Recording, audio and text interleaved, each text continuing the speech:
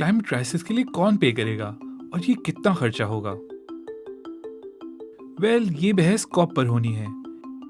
इसका ताल्लुक loss and damage fund से है, जिसके तहत अमीर कार्बन एमिटिंग ममालिक डेवलपिंग कंट्रीज को माहौलियाती तब्दीली के असरात से निपटने में मदद करेंगे।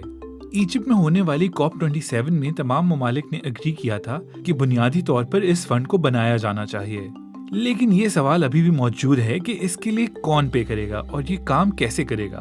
पहले ये समझ लेते हैं कि लॉस एंड डैमेज फंड का मतलब है क्या।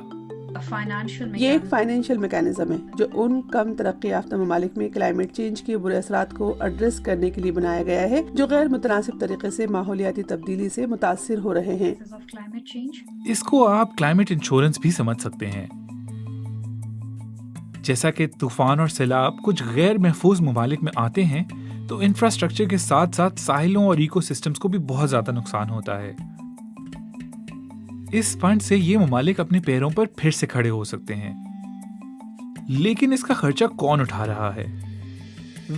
ये कलेक्टिव एफर्ट है। इस बुनियाद पर कि ज्यादा तरक्की वाले ममालिक हिस्टोरिकली ज्यादा ग्रीन हाउस गैसेज एमिट करते हैं और माहौलियाती तब्दीली में उनका ज्यादा किरदार है, इसलिए इन ममालिक से उम्मीद की जा रही है कि वो कम तरक्की वाले ममालिक की माली मदद करें ताकि वो इस नुकसान से निपट सके। लेकिन ये इतना आसान भी नहीं है। इस बात पर बहस जारी है कि एग्जैक्टली किस को खर्चा उठाना चाहिए।